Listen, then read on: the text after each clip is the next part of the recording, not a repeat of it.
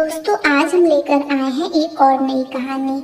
आप इस पूरी कहानी सुनने के लिए अभी वीडियो को लाइक करें, चैनल को सब्सक्राइब करें और नोटिफिकेशन बेल को दबाना न भूलें। जब मैं सड़क पर आई तो ठंडी और ताजी हवा के स्पर्श मात्र से ही मुस्कुरा पड़ी। तभी मेरी नजर एक ज्योतिष केंद्र पर पड़ी तो वहां जाने से मैं खुद को रोक न सकी। अपने आप ही मेरे कदम उधर बढ़ गए। मैंने देखा वहां भीड़ नहीं थी। वैसे तो ज्योतिष पर मुझे विश्वास नहीं था, पर अब थोड़ा थोड़ा यकीन होने लगा था। मेरे ख्याल से व्यक्ति ज्योतिष, ईश्वर, मंदिर आदि पर तभी विश्वास करता है जब उसके सामने अपनी रक्षा का कोई अन्य उपाय नहीं होता है। वह चारों तरफ से निराश हो जाता है। मेरी स्थिति कुछ ऐसी ही थी। ईश्वर के प्रति अगाध प्रेम मन में उमड़ आया था। जैसे ही मैं उस ज्योतिष केंद्र में दाखिल हुई, ज्योतिषी मुस्कुरा कर बोला, आइए आइए, मैं देख रहा हूँ आपका जीवन काफी मुसीबतों से गुजर रहा है। ज्योतिष के प्रति मेरी श्रद्धा और भी बढ़ गई। कोई जान न पहचान, और मुझे देखते ही उसने सच्चाई बता दी थी। मैंने कहा, पंडित जी, क्या हाथ की रेखा भी देखते हैं आप? मैं सिर्फ हाथ ही नहीं बल्कि मस्तक की रेखाएं भी देखता हूँ। आपके मस्तक की रेखाएं बता रही हैं कि आपका दैहिक संबंध अनेक पुरुषों से रहा है। पहले आपको इसमें रुचि थी, पर अब नहीं है। आप चरित्र की ठीक नहीं है, पर मन की बहुत अच्छी है। ज्योतिषी के यह कहते ही मैंने हाथ उसके आगे बढ़ा दिया। पंडित जी, आप तो मेरे बारे में बहुत कुछ जानते हैं। हस्तरेखाओं पर नजर डालते हुए ज्योतिष बोला, आपके हाथ से कई लोगों का खून हुआ है, लेकिन इसमें आपका कोई दोष नहीं रहा है। आपने जानबूझकर वे खून नहीं किए, बल्कि दूसरों की भलाई के लिए आपने कत्ल किए हैं। आप पर मुकदमा चल रहा है। पुलिस आपके पीछे पड़ी है। पुलिस आपको पकड़ने में जल्दी ही सफल होगी। आप किसी एक जगह टिक कर रहने वाली प्राणी नहीं है। ज्योतिष इतना कहकर मुझे ऐप तक घूरने लगा। फिर कहने लगा, आपका पूरा जीवन संघर्षों की भेंट चढ़ जाएगा। आपका अंत कैसे होगा यह मैं नहीं बता सकता, क्योंकि यह मेरे पेशे के खिलाफ है। ज्योतिषी चुप हो गया। मैं भी इससे अधिक कुछ जानना नहीं चाहती थी। जो भविष्य के गर्भ में था, उसको जान लेने के बाद तो जीवन की सार्थकता ही समाप्त हो जाती है। कुछ तो रहस्य व्यक्ति के सामने होने ही चाहिए। रहस्य और रोमांच ही तो जीवन है। मैंने पंडित जी को 200 रुपए दिए और ज्योतिष केंद्र से जाने के लिए उठ खड़ी हुई। तभी पंडित जी ने टोक दिया, मुझे पूछना तो नहीं चाहिए, लेकिन क्या करूं, आदत से मजबूर हूँ। क्या आप इसी शहर की रहने वाली हैं? और कौन कौन है आपके परिवार में? हाँ, मैं पिछले 2 माह से इसी शहर में हूँ। मेरे परिवार में कोई नहीं है। मैं ज्योतिष से नफरत करती थी, पर यह विद्या कितनी अमूल्य है। अच्छा, मैं फिर मिलूंगी।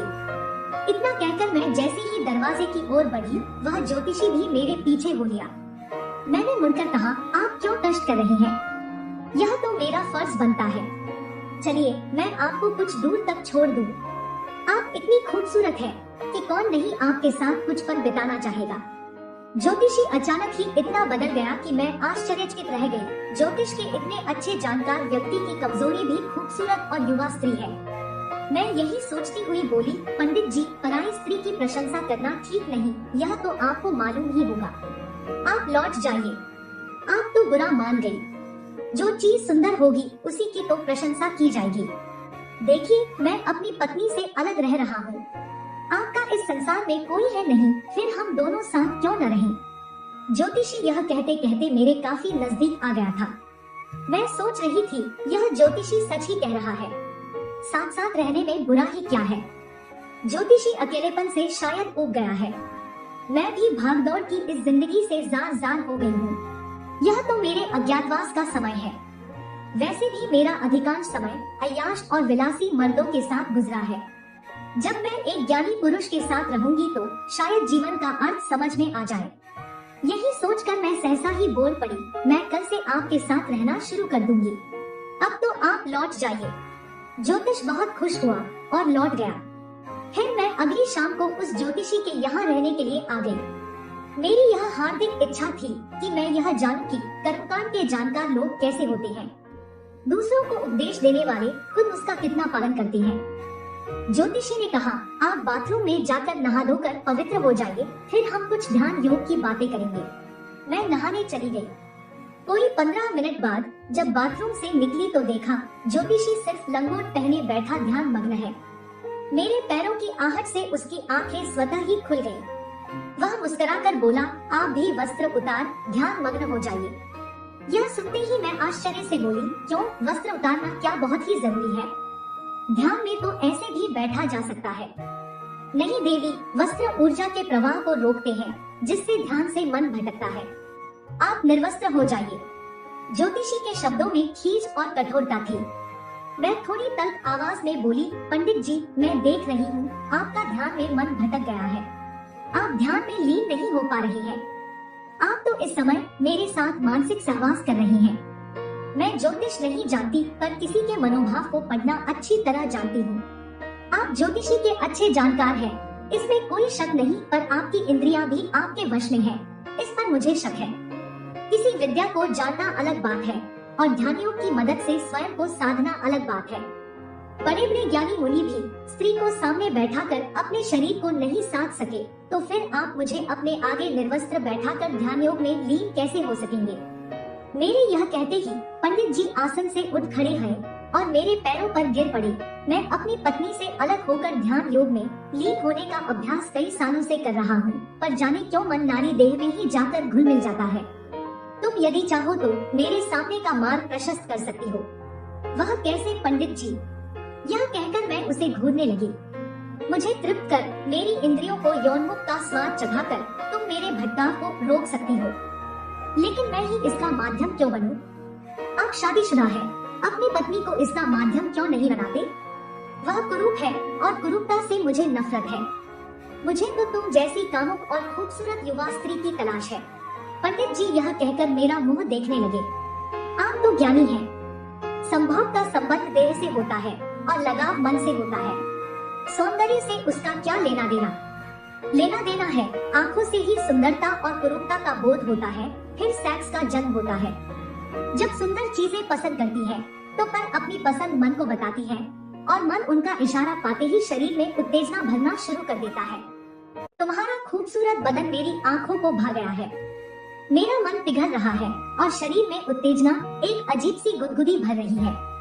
क्या मुझ में कोई कमी है जो तुम मुझसे यौन संबंध बनाने में सहम रही हो? पंडित जी के इतना कहते ही मेरी नजर अनायास ही सामने वाले कमरे की ओर चली गई।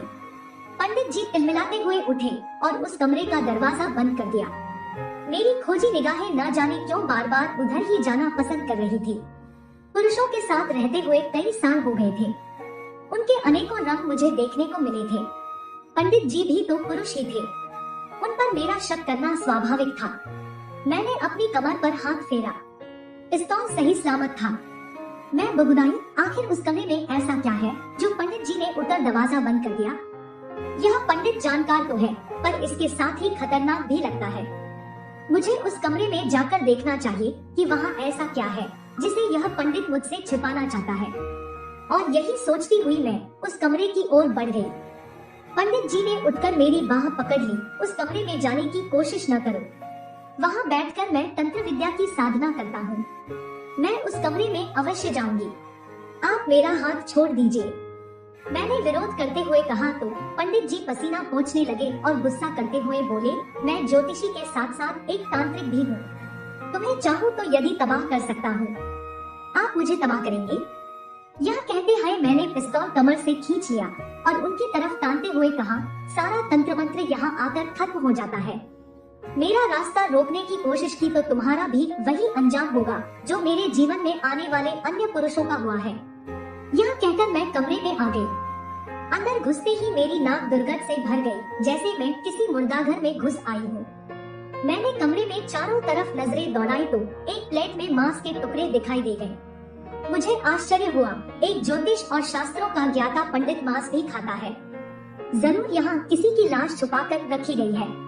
तभी मैं कमरे के एक कोने में एक स्त्री की लाश देखकर चीख पड़ी। उसकी कमर के नीचे का हिस्सा कटा हुआ था। शायद प्लेट में रखा मांस उसी लाश का था। मैं बाहर आकर बोली, रोगी पंडित, सच सच बता, वह लाश किसकी है? तेरा उससे क्या रिश्ता था? तुमने झूठ बोलने की कोशिश की तो सारी गोलियां तेरी खोपड़ी में उतार दूंगी। यह कहते हुए मैंने उसकी खोपड़ी पर पिस्तौल का अलगा सिरा टिका दिया। पंडित थर थर कांप रहा था। मैं भी गुस्से से कांप रही थी। पंडित सूखे होठों पर जीभ फेरते हुए बोला, वह लाश मेरी पत्नी की है। मैंने उसे जान से मार दिया है ताकि उसे मांस तंत्र विद्या की साधना में इस्तेमाल कर सकूं। मैं उसका मांस खाने के बाद तंत्र विद्या की साधना करता हूँ। ढोंगी तांत्रिक कोई भी विद्या पवित्र होती है, उसका अपवित्रता से कोई रिश्ता नहीं होता है। तुमने अपनी पत्नी को इसलिए मार दिया कि तू दुनिया का महान तांत्रिक बन जाएगा। तू तांत्रिक बनकर किसका कल्याण करना चाहता है, अपना, समाज का, या फिर अपने पुरुष अहंकार का? मैं बोल भी रही थी और क्रोध के मारे थर-थर कांप रही थी। इतना करुण और विभत्स दृश्य मैंने अपने जीवन में नहीं देखा था। आज भी पढ़े लिखे बुद्धिजीवी लोग तंत्र साधना के नाम पर अपनी पत्नी तक का भी कत्ल करने में संकोच नहीं करते हैं। यह मेरी सोच के बाहर की बात थी। तभी वह पंडित मुझे घूरते हुए कहने लगा, वह इसका विरोध करती थी, मुझे अंधाविश्वासी और ढोंगी कहकर कर अपमान करती थी। तब मैंने सोचा, मुझे एक ताजा शव की जरूरत है। पत्नी से ज्यादा सुलभ दूसरा कौन हो सकता है। मैंने एक रात उसकी हत्या कर दी। उसकी मृत्यु मेरे ही हाथों लिखी थी। उसकी कुंडली में यही लिखा था कि उसे उसका पति ही मारेगा। बस मैंने वही किया जो विधाता ने लिखा था। तू कौन होती है मेरी साधना और विधाता के कार्यों में दखल देने वाली? यह कहकर उसने मुझे एक जोर का धक्का दे दिया। मैं गिरते गिरते बची, लेकिन पिस्तौल हाथ से छूट गई। पंडित बड़ी फुर्ती से पिस्तौल की ओर झुका, पर मैंने आगे बढ़कर पिस्तौल पांव से दबा दिया और मैंने भी उसे एक जोर का धक्का दे मारा। पंडित धड़ाम से फर्श पर चारों खाने गिरा। इतने में मैंने पिस्तौल उठा लिया और उसे प्यार से चूमा, फिर सारी गोलियां उसके सीने में उतार दी। आज मैंने एक ऐसे व्यक्ति का कत्ल किया था जो समाज को ज्योतिष और तंत्र के नाम पर दीमक की तरह चाट रहा था।